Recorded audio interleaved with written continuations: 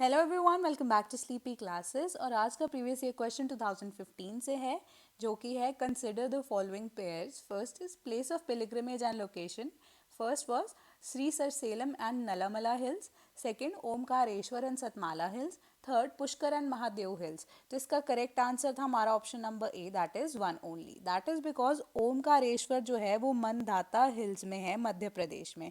ठीक है। और सेकंड में जो हम कह सकते हैं वो ये स्टेटमेंट हो जाती है गलत। Third is Pushkar and Mahadev hills, वो भी हो जाता है गलत, क्योंकि महादेव हिल्स जो है वो मध्य प्रदेश में है, वेराज पुष्कर जो है हमारे राजस्थान में ही एग्जिस्ट करता है।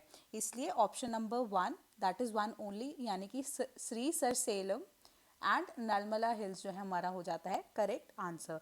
तो आज का चैप्टर है हमारा वाटर रिसोर्सेज का चैप्टर। बहुत ही इजी एंड सिंपल चैप्टर है, आप सुन के ही समझ जाएंगे। तो स्टार्ट करते हैं। वाटर रिसोर्सेज क्या होते हैं? वो सारे रिसोर्सेज जहाँ से हमारे पास वाटर की अवेलेबिलिटी है। ठीक है। तो इंडिया में ब्रॉडली हमने कैटेगराइज किया है इन्हें तीन पार्ट्स में। First is surface water, second is ground water and third is lagoons and back waters. ठीक है। तो देख लेते हैं ये सब क्या है। तो सरफेस वाटर की बात करते हैं, तो सरफेस वाटर में हमारे पास इंक्लूड होते हैं लेक, पॉन्ड्स एंड रिवर्स। ठीक है। तो अब कैचमेंट एरियाज जो होते हैं, जो वो सारे एरियाज हमारे जो रिवर्स के आसपास वाले एरियाज जहाँ पे रेनफॉल रिसीव करती है वो एरियाज। ठीक है। तो वाटर हार्नेस वहाँ से भी हम कर सकते हैं रेनफॉल के थ्रू। ठीक है। तो जो साउथ की रिवर्स है हमारी, बीट, कृष्णा, गोदावरी, ठीक है, वहाँ वहाँ पे हम देखते हैं कैचमेंट एरिया से हमने वाटर हार्नेस कर लिया है काफ़ी हद तक। ठीक है। But Ganga and Brahmaputra basin में फ़िलहाल हमने इसके ऊपर काम उतना नहीं किया जिसे हमें करने की ज़रूरत है। इससे हम सरफेस वाटर को कहीं ना कहीं वापस से गेन कर सकते हैं। सिमिलरली ग्राउंड वाटर रिसोर्सेज की बात करते हैं, जो ग्राउंड से हमारे पास रिसोर्सेज आती हैं, अंडरग्राउंड रिसोर्सेज जो रिप्लेनिश होती हैं हमारी with the help of rainfall and other factors, उसकी यूजेज बहुत ज़्यादा है हमारी नॉर्थ वेस्टर्न स्टेट्स में एंड साउथ की कुछ स्टेट्स इंक्लूडिंग तमिलनाडु। तो क्या होता है, हमारे पास जो डिमांड इतनी ज़्यादा है अगर ग्राउंड वाटर की, उसे हम डायरेक्टली यूज़ करे जा रहे हैं उसकी, हम कह सकते हैं रिप्लेनिश नहीं हो रहा है, वो वापस से फिल नहीं हो रहा है, सप्लाई उतनी नहीं हो रही है, तो उससे क्या होगा, shortage of supply. More demand will lead to shortage of supply, जिससे ग्राउंड वाटर क्राइसिस हम देखते भी है कि हमारी मेगा सिटीज़ में आजकल हो रही हैं during the times of summers, तो बहुत ही ज़्यादा। लेगून्स एंड बैक वाटर्स की बात करते हैं। लेगून्स एंड बैक वाटर्स जो है वो कोस्ट लाइन से हमारे पास होते हैं, वो ब्रैकिश वाटर है, नॉट फिट फॉर ड्रिंकिंग है। ठीक है। बट इसे यूज़ किया जा सकता है इरीगेशन में for certain crops like coconut and certain paddy crops. तो इसको हम यूज़ कर सकते हैं not directly but indirectly for irrigation purposes and other purposes which are not directly linked with the drinking of water. तो बात करते हैं वाटर डिमांड एंड यूटिलाइजेशन की। तो इंडिया में वाटर की डिमांड एंड यूटिलाइजेशन क्या है? मैक्सिमम यूटिलाइजेशन हमारे एग्रीकल्चर में ही है, क्योंकि हमारी एग्रीगेरियन इकोनॉमी ही रही है स्टार्टिंग से। अब हमारे मल्टीपर्पज़ प्रोजेक्ट या 5 ईयर प्रोजेक्ट्स जो थे हमारे, भाखड़ा नंगल डैम का हो गया, हीराकुद डैम का हो गया, ये सारे के सारे एग्रीकल्चर को ही पानी देने के लिए, या फिर हम कह सकते हैं इकोनॉमी को बेटर, एग्रीकल्चर प्रोडक्टिविटी बढ़ाने के लिए ही हमारी जो ये सारे के सारे प्रोजेक्ट्स जो है यूज़ हुए थे। ठीक है। तो एग्रीकल्चर की जो डिमांड है बहुत ज़्यादा है एज़ कम्पेयर टू, अगर हम बाकी हमारे सेक्टर्स, इंडस्ट्रियल सेक्टर्स की बात करते हैं, हाउस होल्ड सेक्टर की बात करते हैं, डिपेंडेंस बहुत ज़्यादा है पानी की फॉर द एग्रीकल्चर या फिर एग्रीगेरियन टेक्निक्स, जिसके लिए पानी की बहुत ज़्यादा डिमांड रहती है। तो ऑल इन ऑल हमारे पास water demand and utilization and agriculture sector is quite high as compare to हमारे other sectors including household sectors. ठीक है। Demand of water and irrigation की अगर हम बात करते हैं, तो हमने पिछले चैप्टर में भी ये चीज़ डिस्कस की थी कि हम मानसून्स के ऊपर बहुत ज़्यादा डिपेंडेंट रहते हैं, डिपेंडेंस ऑन रेनफॉल हमेशा से ही रहती है। और ऊपर से हमारा जो विंटर सीजन है दैट इज़ क्वाइट, हम कह सकते हैं dry all over the country, अगर हम साउथ की कुछ स्टेट्स को छोड़ दें, उनके अलावा ड्राई विंटर सीजन रहता है। बट इस चीज़ को अगर हमने ओवरकम किया, या इरिगेशन की जो डिमांड है उसको हमने देखा कि जब हमारे पास ग्रीन रेवोल्यूशन आया, तो इरिगेटेड लैंड्स और HYV सीड्स के साथ हमने जो है बहुत प्रोडक्टिविटी अपने आप की बढ़ा ली। बट पानी की डिमांड जो है अगेन हमारे पास स्टिल इरिगेशन की ज़रूरत हमें दिखने लग गई थी उसी वक्त से, कि बहुत ज़्यादा ज़रूरत है हमें इरिगेशन की। ठीक है। अब हम ग्राउंड वाटर को बहुत ज़्यादा यूज़ कर रहे हैं, तो उससे क्या हो रहा है कि हमारे जो ग्राउंड वाटर में आर्सेनिक और फ्लोराइड का कंटेंट या कॉन्सेंट्रेशन बहुत ज़्यादा हाई हो गई है। इसलिए वाटर की डिमांड जो है अगेन बहुत ज़्यादा है in irrigation as well as for normal usage as well.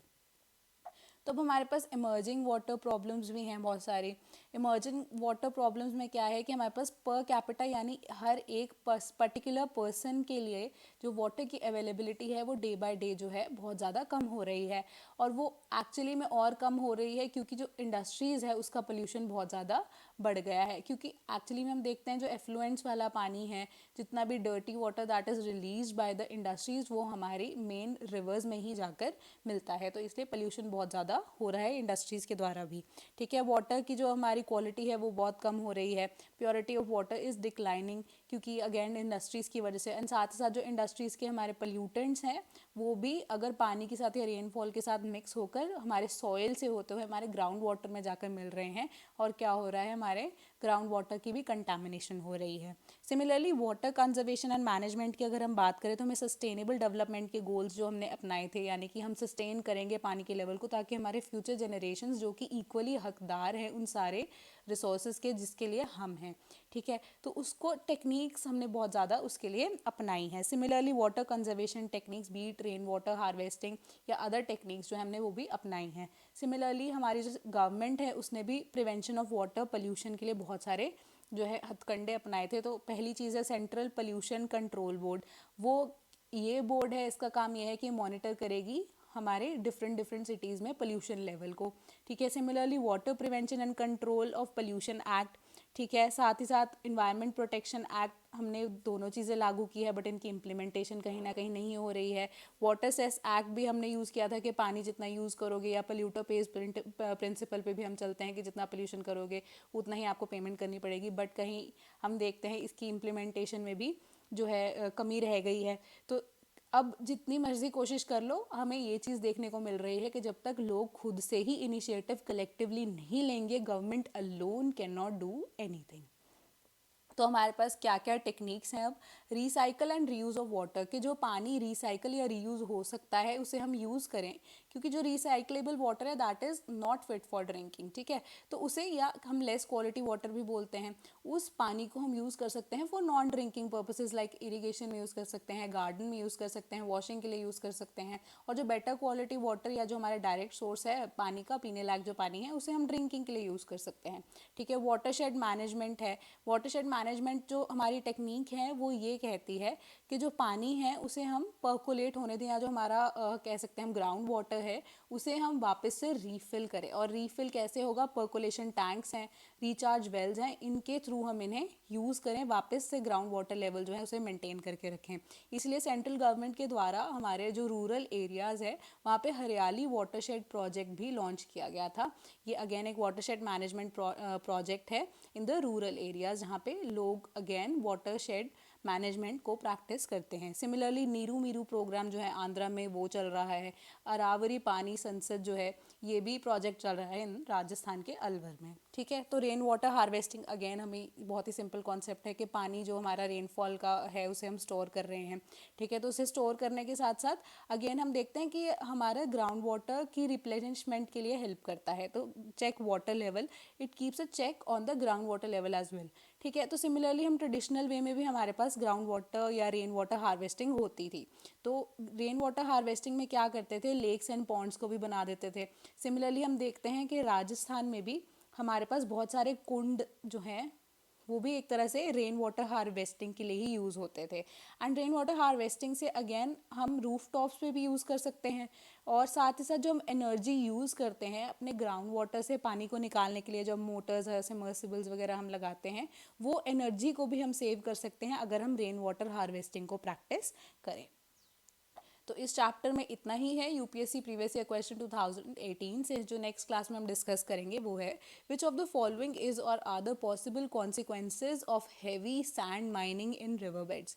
First, decrease salinity in the river. Second, pollution of ground water. Third, lowering of the water table. तो आपको सिलेक्ट करना है करेक्ट कोड। ठीक है, तो मिलेंगे इसके आंसर के साथ नेक्स्ट क्लास में। Till then, thank you so much.